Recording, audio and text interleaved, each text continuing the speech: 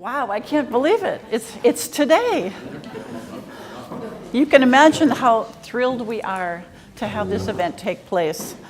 It was an idea, an experiment. We thought maybe we'll get lucky and have 10 people show up. We can throw it in my living room. But no way, 30 people signed up and others wanted to be here but couldn't for various reasons of sickness and work and all that stuff. And we realized what it took for you guys to take a half day off and all the private arrangements you might have needed to make. So thank you so much and welcome, everyone. A couple of logistics before we do introductions, agenda, etc. The toilets are downstairs. The fire escape, I have no clue, but I'm guessing it's straight out and down the stairs. Looks like the easiest way to get out. You might want to remember to turn off your phone if you haven't yet. I know I just had to remember to turn mine off right now. As you can see, we're filming this event as well, and I just want to check, does anyone have an objection to being captured on the film by chance? Then please let us know now, and then our cameraman can accommodate that. No problem. No? It depends on the looks. Okay, if you're looking good. He's very good at making everybody look really good. Okay, so, oh, of course, it won't work now. Oh, this is good. It did an hour ago. Let's see. This is the stuff of nightmares, you know? Okay. I want to tell the lady that it's not working. Okay, great. Yeah, so I'm probably just going to have to do this, which is great. Let's run through the agenda. We have this isn't working. Maybe you want to, is there a button that I have to re-push? You want me to do it? What did you do? That I didn't do. This is a repeating occurrence, you guys. Okay, let's go back here. What did you do, actually? It's a communication with the laptop. Okay, there we go. All right, just the Amy thing. All right, so we're in the middle of the welcome, and I'm going to do some introductions to let you know who's here and let you know a little bit about us, and we'll look at some trends in the coaching industry. Then after that, I'm going to hand over to Sandra, who is going to be talking about advanced coaching techniques, and some of them will be experiential. There's Sandra in the back of the room. I'll introduce her more later. And then I will hand over to Sabine, who is going to present a case study on coaching and creating a coaching culture in the Philips organization. And after that, we'll have a break for networking and stuff. And after that, I'll hand over to Ryan Ross, who's over here, who has graciously come over from the States to present. He's an expert in talent management, has lots of interesting stuff and some scary statistics to share with us as well. I won't break any of that. And then after that, we'll close the afternoon, and we'll all walk over to the Kingma Johnson residence, which, if you read between the lines, then you might have figured out that I live with the artist. And it's my husband, and he introduced me to art altogether some years ago, and so he's had quite a career. And he's, you know, when you live in a house that has art all around and you're a coach, you start making associations, and he will share some more of the associations between art and coaching. And I also believe in, as you guys know, that coaching is an art. It's beyond technique. It's an art. So then we'll have, as you come in, we'll have a celebratory glass, and then Leo will probably ring a bell or something, and those who are interested can go with him, and he has a tour, sort of, that he's going to walk around. It's going to be very interactive. You should ask questions and stuff. He'll talk about how he works, et cetera, his philosophy, what inspires him. And then we'll have a networking dinner. It'll be a little messy. We'll have a networking dinner, and Anders, who is our Swedish chef, will be coming out, and others will be coming out with really yummy goodies. And I think you've got the interview version of the menu in the pile somewhere. I sat down with Anders about a week ago over a glass, and we talked about what he had to do to put all this together. So he's been working on this for several days. And then we'll close the evening. Any questions? Let's move on. Okay, who's here today? We have 12 companies here. So We're delighted. Some of you are clients, some of you are not clients. I know most of you, I don't know all of you. So it's a mixture. And this is how many nationalities are in the room, actually. And I thought, because doing one-on-one introductions might be a bit difficult given the numbers of the people. However, why don't we do like a hand raise when we mention the country and just see who's from where, and maybe that'll give you an excuse to go up and talk to somebody new later on. So who's from Canada? Yes. Red and white. All right.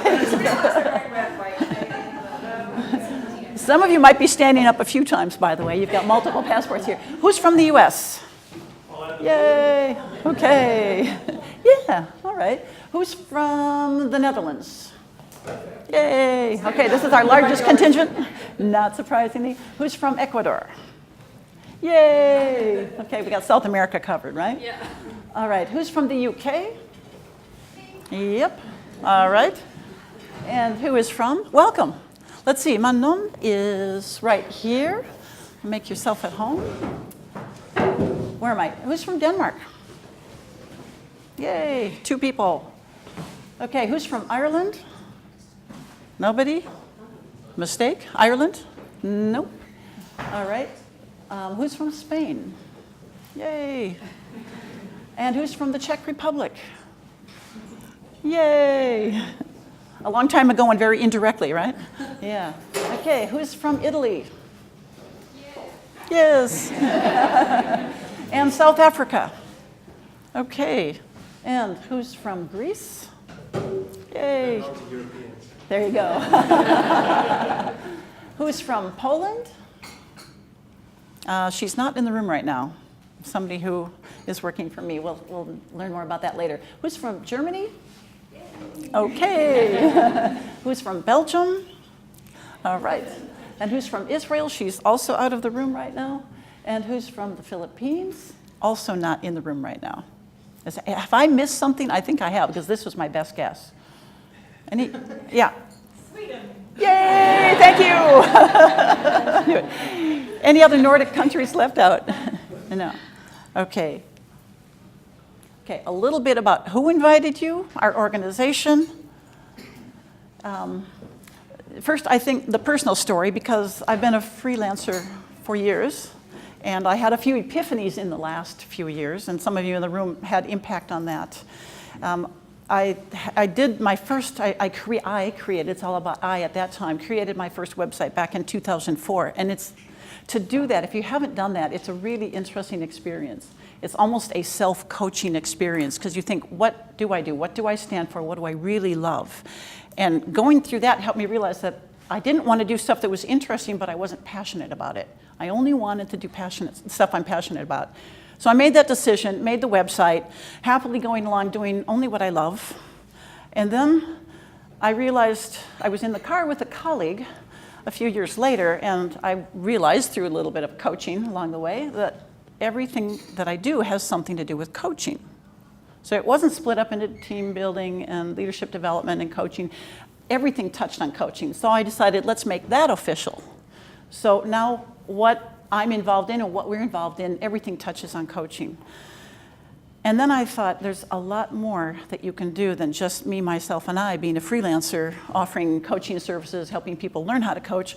So I had to make a decision, because if I wanted to do it in a different way, I had to work bigger. So I flew myself up to Copenhagen and spent a day with Joan, who I'll introduce briefly later. And we talked about all sorts of stuff, and she coached me as well. And I made the big decision. I said, I'm going to go for it. So after that, I started assembling the right people to organize something bigger, hiring people, the website, the new accountant, et cetera, et cetera. And that's where we're at today. But it's a very dynamic thing. Things are changing all the time. And I see this moment in time as a snapshot in time. And things will continue to change and evolve. But that's why we're here today. That's how it evolved. Okay, so our team. I'd like to introduce a few people here, because I'm going to have the wrong papers with me. Oh, no. There we go. I want to get this right. Okay, we have Lydia Shard in the back of the room, He's worked for me the longest. He is a student at the Vrije Universiteit in Amsterdam. He ran our office until things started getting bigger and his studies started getting more serious, and now he's working on a project basis and does a number of things. At the university, he's done a number of projects, and he's taken on a number of leadership roles. He was running a committee where he had 4 committees underneath him with their own leaders, and now he's heading, what are you doing actually with the Den? I'm organizing Students Den, which is a competition for student entrepreneurs. And it will start at the beginning of May, and we'll have all sorts of workshops from all sorts of countries, small, medium business, but also large multinationals. That's Okay. what I'm working on right now. And Yeah. I'm also finishing up my bachelor's and working on my thesis. Yeah, and he's actually contributed quite a bit to what we do with marketing already, even though he's in the middle of the studies right now. Okay, then there's Caroline, who just walked in the room, and and a lot of you have had contact with Caroline because she interfaces quite a bit with our clients and also with our coaching network. So she's particularly skilled at developing friendly interactions with procurement people all over the world. They're on a first-name basis often. And I really value her as a sounding board. And then there's Tamar, who is not in the room right now. She greeted you at the door. She's the newest member of our team, and she holds the most passports. You might want to ask her what passport she actually has her hands on, because it totally surprised me. And somehow she ended up really quick in the last couple of months getting into the position of running this event. So she has made sure that everything's happening. Anything that's going well for you right now in being here can be credited to her. So Lisa is not here. She's very far away. She's in the Philippines. And she was one of the first people I took on when we decided to go bigger. When I met her, we were interviewing candidates to be virtual assistants. And she and her husband were living in Abu Dhabi and doing what many Filipinos do and earning money and sending it home to the family so that her parents could bring up her children while she and her husband, mom and dad, were far away. And after she took the job, we offered, she took it, she said, okay, we're quitting and we're going home.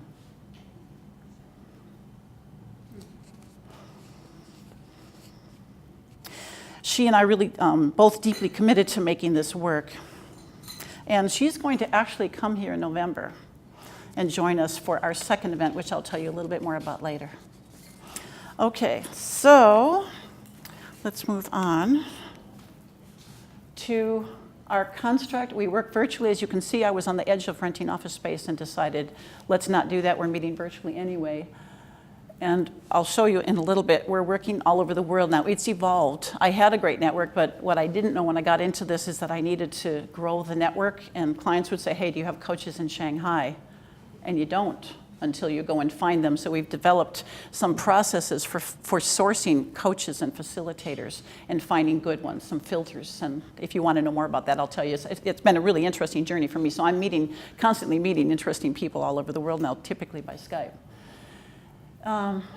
So Two Dynamic Networks, really the network that we're sitting in today, but also there's a network of coaches. And we turn work down, so now when I get requests or when we get requests for things that we don't really do, we like to help pass this on to somebody. If we know somebody who does that work well, that's what we do. So we're really clear about what we do and don't do. And we've got a flexible strategy because we are growing right now. And so we've decided to try to be as prepared as we can. So if we need to hire more people, we know who we would hire. But also we work in a flexible network way so that there are several network partners in the room right now. And I think I'd just like to point them out for a moment because we work together in different ways. So Kirsten Graham. Okay, Kirsten is a partner and an experienced executive coach. You've done a lot of coaching for me in this work. And she manages teams of coaches also for client assignments. And she's also an experienced senior HR leader, having led talent management at Nike EMEA. And then there's Joan, or I should try to say it correctly, Johan Jacobsen, something like that. Danish, okay. She and I met years ago, right after I got certified in the Hogan, and she's the director of A&D Resources, which is a dynamic and thriving consultancy in Denmark. And they are now the Hogan distributor for Denmark, but also very recently for the Benelux as well. I have never seen her asked a question about the Hogan that she couldn't answer. So those of you who want to know anything more, give it a try.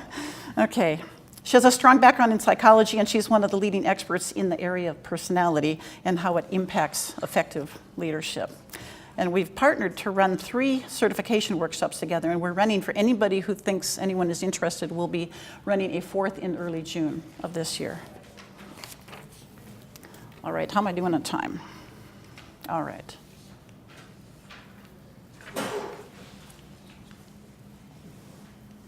This is going well. Okay, here's our network. I'm not going to belabor this at all, but this is also a snapshot in time. We've just added some new locations here.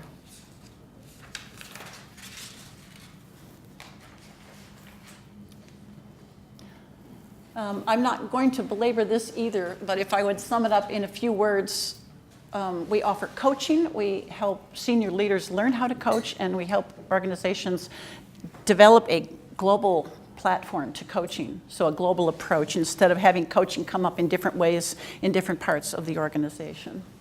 One really exciting thing for me, my dream has been to offer a coaching program with senior leaders that's entirely virtual, and we've just been asked to do that for the first time. We've had virtual pieces, but now it's going to be entirely virtual, and I think that's exciting because more and more leaders do need to do a lot of coaching, if not all of it, virtually, given the increase in remote teams. I'll get it. I just don't have that touch. Okay, a bit about what's going on out there, some trends. Looking at trying to find coaches, everybody calls himself a coach. These are the things that we look for. These are our criteria, and we'll give you a copy of this if you want this, you guys. Different clients want different aspects of this, and we find that being international is very important. Being experienced is very important. Certification is changing. It's getting more and more important to be certified, although it isn't yet a must with many organizations. Many still want somebody who's experienced and proven, and that's more important to them than being certified. But that's changing, and when people ask me, how can I get into coaching, I advise them to go out and take a really good course and get yourself certified as a first step. Yeah. I think the second to last point is really important, committed to ongoing personal development, including something called coaching supervision, where coaches go out and actually work with someone who they can converse with and talk privately about their practice so that they can be at their best. Talk about challenging conversations or whatever impacts their work. Okay, this is our definition of coaching. Some of you have seen this because we use it in our programs. I think it's really hands-on for managers, for leaders who are trying to understand what coaching is. This, you can view this, you can imagine this kind of a conversation, especially and even when you haven't done coaching. Okay, here are some trends in deciding when coaching might be a good idea. So this is collected from a number of sources. You could almost see it as a menu of, okay, when do we want to offer our people coaching? Although there's also the customized situation for your own company, like, okay, when people become a GM in our company, or when they become a country manager, when they become whatever those key positions are, then you make that decision, then we want to offer them a coach. But this is a good watch list to start from, to start thinking about. Okay. Okay. Also, another trend, outsourcing the coaching network. I, as a freelancer, had noticed if I wanted to get work, I was gravitating more and more towards other people's networks to get in on their network, and then I could get coaching work. Then I thought, do I want to be a network supplier myself? So that's what I decided. But these are some of the things going on. If HR tries to do this, I often find you have senior level people doing very low level admin work, because there's a lot of back office admin work to running a significant size coaching thing. Okay. Here's one, because sometimes companies will have executive coaches they like, they're really good, they want to keep them, and yet they also want to work with a network where you get all that stuff supplied and status updates and taken care of externally. And I've seen several times where we take on those coaches and we bring them into our network so that we can supply all that information uniformly, and yet they don't lose those great coaches that they've already found. So that's another flexible way of working. But that last point is is a list of some of the services that take place. And Caroline has been running our network. She knows you can ask her lots of questions about the kind of things that go on behind the scenes. I think I'm almost there. Okay, more companies want one global approach. This is the kind of stuff that organizations might want to do when they're getting pretty advanced with coaching, but they do have it presenting itself in different ways and different spends and different situations when you decide to go with coaching. And this is what an organization can do at the global level to try to have one unified approach to coaching. I think this is great. I think maybe the battery's going down. Final trend, coaching supervision. This is the hot new topic. It's coming out of the UK. Most of the organizations that are doing certification and I'm certified now as a coach supervisor, they're really at the forefront and they're spreading all around the world now. And I do recommend to all coaches to have regular coaching supervision. We work so much alone with the client and we need to have that sounding board and that support. So that is one question you can ask when you're talking to coaches to find out if they're busy with their development. That's one really good way to be busy with your own self-development.